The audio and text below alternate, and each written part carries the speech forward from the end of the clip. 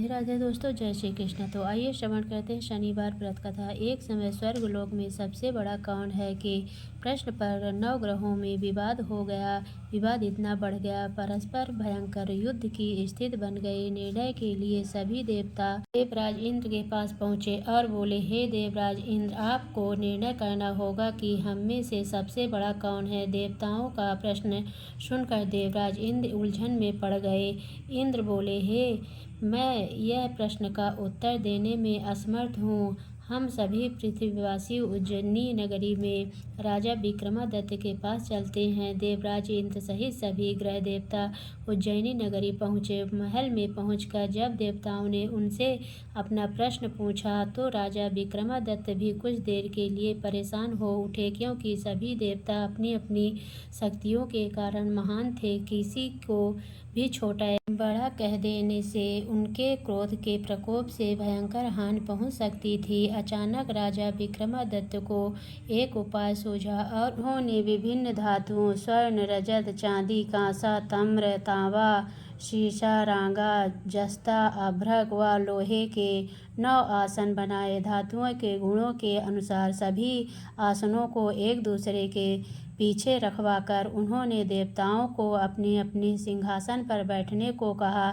देवताओं के बैठने के बाद राजा विक्रमादित्य ने कहा, आप का निर्णय तो स्वयं हो गया। जो सबसे पहले सिंहासन पर विराजमान है वही सबसे बड़ा है। राजा विक्रमादित्य के निर्णय को सुनकर शनि देवता ने सबसे पीछे आसन पर बैठने के कारण अपने को छोटा जानकर क्रोधित होकर कहा, राजा विक्रमादित्य, तुमने मुझे सबसे पीछे बैठा कर मेरा अपमान किया। तू मेरी शक्तियों को से परिचित नहीं है। मैं तुम्हारा सर्वनाश कर दूंगा। शनि ने कहा, सूर्य एक राशि पर 1 महीने, चंद्रमा 2.25 महीने, मंगल 1.5 महीने, बुध और शुक्र 1 महीने, बृहस्पति 13 महीने रहते हैं, लेकिन मैं किसी राशि पर 7.5 वर्ष 7.5 तक रहता हूँ। बड़े बड़े देवताओं को मैंने अपने प्रकोप से पीड़ित किया है।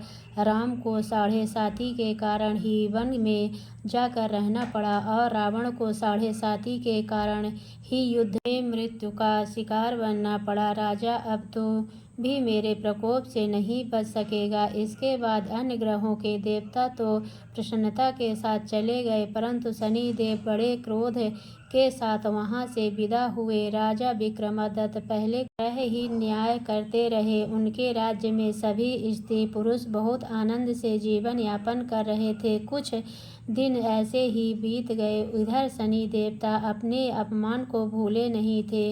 विक्रमादित्य से बदला लेने के लिए एक दिन शनि देव ने घोड़े के व्यापारी का रूप धारण किया और बहुत से घोड़े के साथ उज्जैनी नगरी पहुँचे। राजा विक्रमादित्य ने राज्य में किसी घोड़े के व्यापारी के आने का समाचार सुना तो अश्रुपाल को कुछ घोड़े खरीदने के लिए भेजा।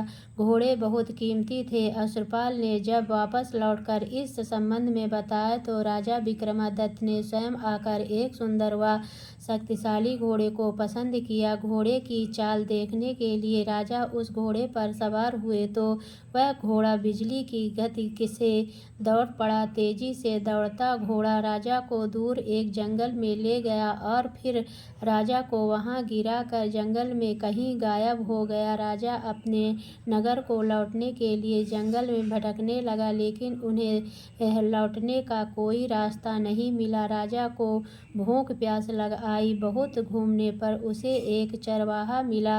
राजा ने उससे पानी मांगी। पानी पीकर राजा ने उस चरवाहे को अपनी अंगूठी दे दी। फिर से रास्ता पूछकर वहां जंगल से निकलकर पास के नगर में पहुंचा। राजा ने उस सेठ की दुकान पर बैठकर कुछ देर आराम किया। उस सेठ ने राजा को बातचीत की तो राजा ने उसे बताया कि मैं उज्जैनी नगरी से आया हूँ। राजा के कुछ देर दुकान पर बैठने से सेठ जी की बहुत बिक्री हुई। सेठ ने राजा को बहुत भाग्यवान समझा और खुश होकर उसे अपने घर भोजन के लिए ले गया। सेठ के घर से में सोने का एक हार खूंटी पर लटका हुआ था। राजा को उस कमरे में छोड़कर सेठ कुछ देर के लिए बाहर गया। तभी एक आश्चर्यजनक घटना घटी। राजा के देखते देखते सोने के उस हार को खूंटी ने निगल लिया। सेठ ने कमरे में लौटकर हार को गायब देखा तो चोरी का संदेह राजा पर ही किया, क्योंकि उस कमरे में राजा के अलावा कोई नहीं था। सेठ ने अपने नौकरों से कहा कि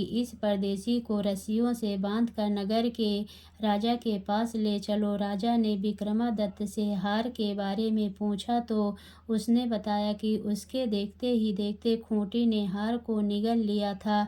इस पर राजा ने क्रोधित होकर चोरी करने के अपराध में विक्रमादित्य के हाथ पांव काटने का आदेश दे दिया। राजा विक्रमादित्य के हाथ पांव काटकर उसे जंगल की सड़क पर छोड़ दिया गया। कुछ दिन बाद एक तेली उसे उठाकर अपने घर ले गया और उसे अपने कोल्हू पर बैठा दिया। राजा आवाज देकर बैलों को हाँकता रहता। इस तरह तेली का बैल चलता रहता और राजा को भोजन मिलता रहा। शनि के प्रकोप की 7.5 पूरी होने पर वर्षा ऋतु प्रारंभ हुई। राजा विक्रमादित्य एक रात मेघ मल्लाह गा रहा था, तभी नगर के राजा की लड़की राजकुमारी मोहिनी रथ पर सवार उस तेली के घर के पास से गुजरी। उसने मेघधार सुना तो उसे बहुत अच्छा लगा और दासी को भेजकर गाने वाले को बुला लाने को कहा। दासी ने लौटकर राजकुमारी को अपंग राजा के बारे में सब कुछ बता दिया। राजकुमारी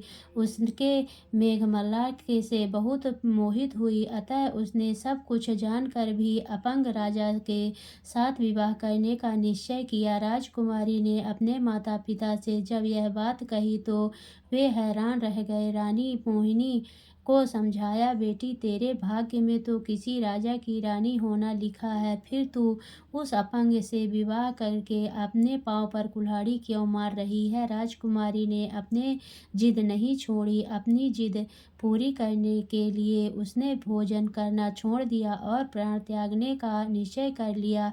आखिर राजा रानी को विवश होकर अपंग विक्रमादित्य के साथ राजकुमारी का विवाह करना पड़ा। विवाह के बाद राजा विक्रमादित्य और राजकुमारी तेली के घर में रहने लगे। उसी रात स्वप्न में शनिदेव ने राजा से कहा, राजा तुमने मेरा प्रकोप देख लिया, मैंने तुम्हें अपने अपमान का दंड दिया है। राजा ने शनिदेव से क्षमा करने को कहा और प्रार्थना की, हे शनिदेव आपने जितना दुख मुझे दिया है अन्य किसी को न देना। शनिदेव ने कुछ सोचकर कहा, राजा मैं तुम्हारी प्रार्थना स्वीकार करता हूँ। जो कोई स्त्री पुरुष मेरी पूजा करेगा, शनिवार को व्रत करके मेरी व्रत कथा सुनेगा, उस पर मेरी अनुकंपा बनी रहेगी। तय काल राजा विक्रमादित्य की नींद खुली तो अपने हाथ पांव देखकर राजा को बहुत खुशी हुई। उसने मन ही मन शनिदेव को प्रणाम किया। राजकुमारी भी राजा के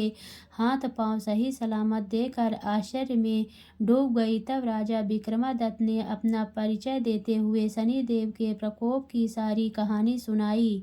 सेठ को जब इस बात का पता चला तो दौड़ते हुए तेली के घर पहुंचा और राजा के चरणों में गिरकर क्षमा मांगने लगा। राजा ने उसे क्षमा कर दिया, क्योंकि यह सब तो शनिदेव के प्रकोप के कारण हुआ था। सेठ राजा को अपने घर ले गया और उसे भोजन कराया। भोजन कराते समय वहां एक आश्चर्यजनक घटना घटी। सबके देखते देखते उस खूंटी ने हार उगल दिए। सेठ जी ने अपनी बेटी का विवाह भी राजा के साथ कर दिया और बहुत से स्वर्ण आभूषण धन आदि देकर राजा को विदा किया। राजा विक्रमादित्य राजकुमारी मोहिनी और सेठ की बेटी के साथ उज्जैनी पहुँचे तो नगरवासियों ने हर्ष से उनका स्वागत किया। अगले दिन राजा विक्रमादित्य ने पूरे राज्य में घोषणा कराई कि शनिदेव सब देवों में सर्वश्रेष्ठ हैं। प्रत्येक स्त्री पुरुष शनिवार को उनका व्रत करे और व्रत कथा अवश्य सुने। राजा विक्रमादित्य की घोषणा से शनिदेव बहुत प्रसन्न हुए। शनिवार का व्रत करने और व्रत कथा सुनने के कारण सभी लोगों की